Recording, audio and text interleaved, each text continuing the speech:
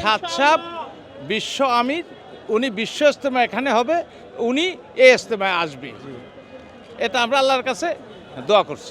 সরকার থেকেও আমরা আশ্বস্ত হইতে চাই যে আমাদের ছাদ সাহেব যাতে আমাদের বিশ্ব ইজতেমায় আসতে পারে। রাষ্ট্রের যারা নীতি নির্ধারক আছেন, যারা এখানে আমাদের দেশে যারা উপদেষ্টারা আছেন, এদের কাছেও আমরা এই মেসেজটা পৌঁছাই দিতে চাই যে আলহামদুলিল্লাহ আমাদের এইখানে খুব ভালো লাগতে আছে, যে এই জন্য আমাদের যে প্রাণের দাবি ছিল, যে এই দাবি সরকার থেকেও আমরা আশ্বস্ত হইতে চাই যে আমাদের ছাদ সাহেব যাতে আমাদের বিশ্ব ইজতেমায় আসতে পারে, আইসা আমাদের সমস্ত তাবলিকের সাথীদের সারা বিশ্ববাসীকে নিয়ে যেন সে কথা বলতে পারে। এই কথা যেন সবাই মনোযোগ সহকারে অন্তঃস্থ থেকে এই ব্যাপারে আমল করতে পারে। আমরা সবার এই আশা, সারা বিশ্ববাসীর কাছে, আমাদের যারা প্রধান উপদেষ্টা আছে তাদের কাছে আমাদের এই আশা, সমস্ত প্রশাসনদের কাছে।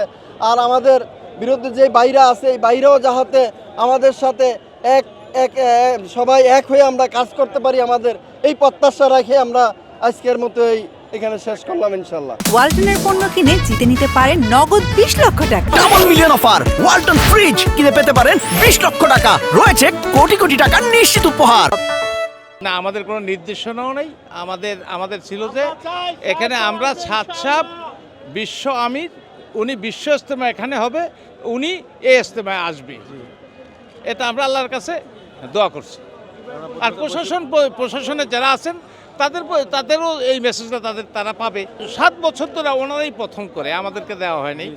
তা আমরা এবছর ইনশাল্লাহ আমরা চাইতেছি, ওনারা মজমাই বলে যে এবছর আমরা করি, এরপরে বছর নিজামুদ্দিন যারা মেহনত করে তাদেরকে দেওয়া হবে। কিন্তু ওনারা 7 বছরই এই আমাদেরকে দেয়, বৈষম্য করেছে আর কি। আমাদের এই ইজতেমাতে আমাদের বিশ্ব আমির হযরত মাওলানা সাদ সাহেব, ওনাকে আমরা বাংলাদেশে নিয়ে আসব। এটা আমাদের দাবি। এইটা আজকের এই জোরের মাধ্যমে এইটাই আমরা আল্লাহ তাআলার কাছে দোয়া করছি, এবং আমরা রাষ্ট্রের যারা নীতি নির্ধারক আছেন, যারা এখানে আমাদের দেশে যারা উপদেষ্টারা আছেন, এদের কাছেও আমরা এই মেসেজটা পৌঁছাই দিতে চাই। আমাদের সাথে তারা বসতে হবে, এই বিষয়ে আমাদের সাথে বসতে হবে, কথা বলতে হবে।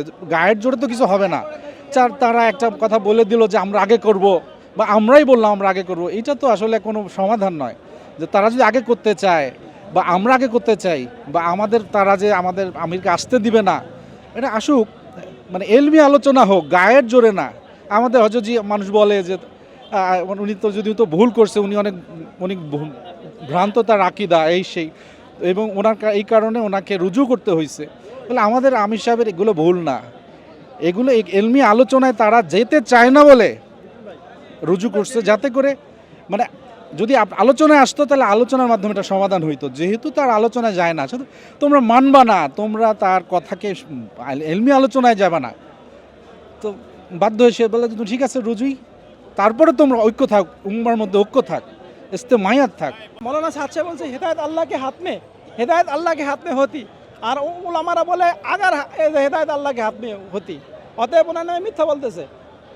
হযরত জি মৌলানা সাহব বলছে হিদায়ত আল্লাহর হাতে, হিদায়ত আল্লাহরই হাতে। তো মৌলানারা বলতেছে কি না, উনি যদি আল্লাহর হাতে হতো, অতএব কথাটা মিথ্যা বলছে। অতএব এরকম আমরা কথাগুলো যাচাই করে দিয়েছি, সবগুলো কথাই উনি মিথ্যা বলছে। ঠিক আছে না ইনশাল্লাহ? তাই এর জন্য আমরা যাচাই করে দেখছি কথাগুলো সব মিথ্যা।